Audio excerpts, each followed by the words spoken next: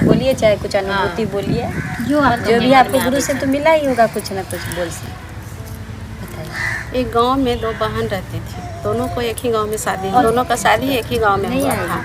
तो बड़ी वाली बहन का शादी बड़ा घर में हुआ था, वो अमीर थी, और छोटी वाली बहन का शादी गरीब घर में हुआ था।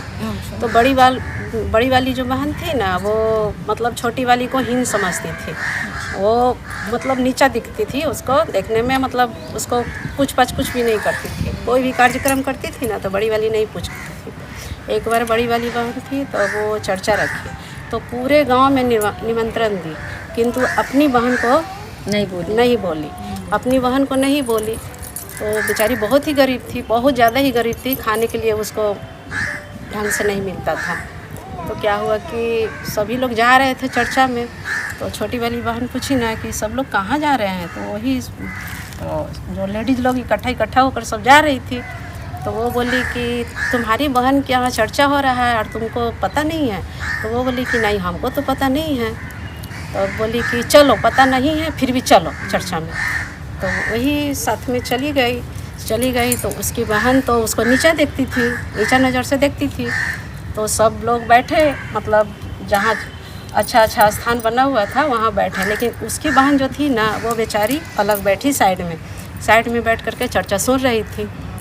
तो चर्चा सुन रही थी साइड में बैठ करके। तो क्या हुआ कि चर्चा ख़त्म हुआ, आरती वगैरह सब हो गया।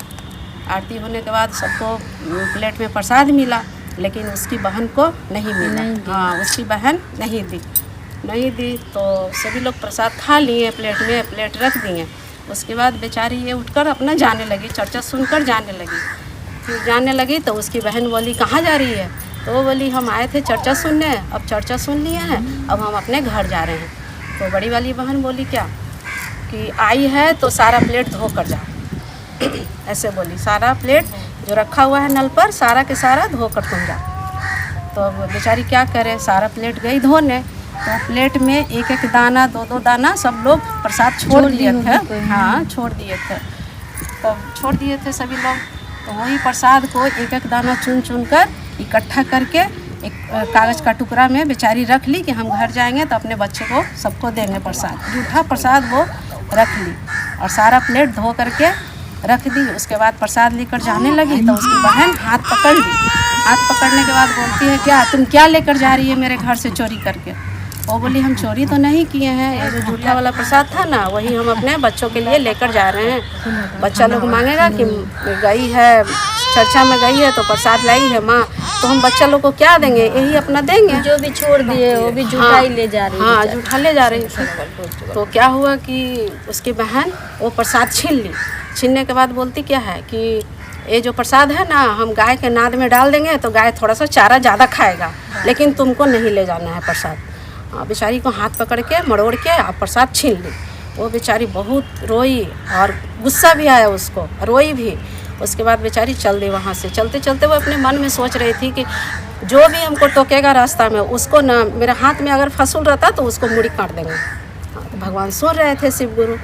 चलते वो एक हंसुआ गिरा दिए, घास काटने वाला गिरा दिए रास्ता में। वो उठा ली। अब बोलेगी कि मेरा हाथ में तो आ गया औजार, जो सामने पड़ेगा उसी को काट देंगे गुस्सा में। और छोटी वाली जो गरीब बहन थी वही गुस्सा बहुत उसको आ गया।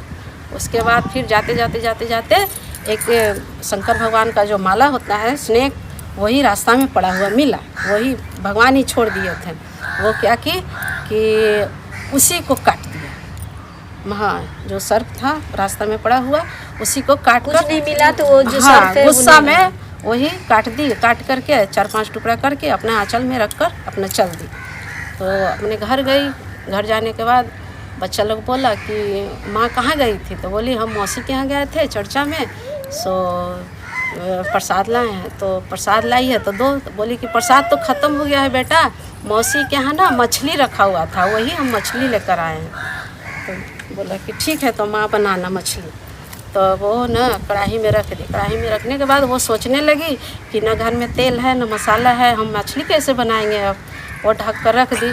फिर सोचते क्या उसका मन में आया ना कि सोची कि चलो भाई धो कर ही रख देते हैं, फिर जब होगा तब देखा जाएगा। तो गई देखने तो देखती है कि वो जितना भी टुकड़ा था ना वो सोना का गुल्ली बन गया था। हाँ, मछली बन गया था, वो आंचल में से निकाली थी ना, तो सचमुच में मछली बन गया था। अब वो कढ़ाई में रख दी। कढ़ाई में रखने के बाद वो बैठकर तो सोचने लगी कि हम बनाएंगे तो कैसे बनाएंगे।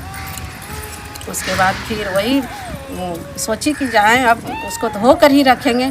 तो ढक्कन निकाली ना, तो देखती है कि सोना का गुल्ली रखा हुआ है। हाँ, तो फिर क्या कि एक गुल्ली उठाई और उसके यहाँ तो खाने का भी कुछ भी नहीं था। तो गई बनिया दुकान, सामान लाने गई। बनिया दुकान गई तो फिर बोली कि भैया ये आप रख लीजिए और मुझे ना खाने पीने का सामान दे दीजिए, बच्चा लोग तो 2 दिन से कुछ खिलाए नहीं है। तो वो बोला कि अरे वो इतना गरीब थी कि खाने के लिए तरसती थी, इसके पास सोना का गुल्ली कहाँ से आ गया। उसके बाद फिर क्या हुआ कि वो बोली कि ठीक है, उसको लालच आ गया, दुकानदार को लालच आ गया उसको। उसके बाद फिर वो रख लिया, उसको खाने का बहुत सारा सामान दे दिया। उसके बाद वो तो अमीर हो गई, सब नहीं बेची थी, कुछ बेची थी, कुछ अपने पास रखी हुई थी। तो क्या हुआ कि पूरा गांव में ना हल्ला हो गया कि उसकी बहन तो बहुत अमीर हो गई। तो फिर उसकी बहन तक पहुंच गया खबर, बड़ी वाली बहन तक पहुंच गया। उसके बाद फिर वो बड़ी वाली बहन छोटी बहन के पास आई। आने के बाद बोलती है कि तुम इतना अमीर कैसे हो गई, तुम तो गरीब थी। तो सारा कहानी वो बता दी, अपनी बहन को बता दी कि हम ना तुम्हारे यहाँ गए थे चर्चा में, तो तुम ना प्रसाद भी हमसे छीन ली थी। फिर हमको बहुत गुस्सा आया। तो मन में ही सोचते गए और बोले ना कि हे भगवान, मेरे सामने कोई आएगा तो उसको मन करेगा तो काट देंगे। तो हमको ऐसे हंसुआ मिला, तो स्नेक मिला, ऐसे बोली। उसके बाद फिर हम उसको काट करके घर ले आए। सारा कहानी उसको सीधा दिल की थी, पूरा बता दी। तो पूरा बताने के बाद वो बोलती है ना, जो भी बचा हुआ है सब मेरे सामने लाओ, क्योंकि मेरे यहाँ गई थी तभी तुम राजा हुई है। हाँ, तो जो भी 2-3 टुकड़ा जो बचा हुआ था ना, वो छीन ली अपनी बहन से, छीन कर अपने घर लेकर जाने लगी। रास्ते में जाते जाते वो फिर से स्नेक बन गया। उसके बाद फिर उसको डस लिए भगवान। डसने के बाद वो बिल्कुल गरीब हो गई। करने वाले को तो बुराई सजा मिलेगा। बिल्कुल गरीब हो गई, अब वो अपना धनी हो गई।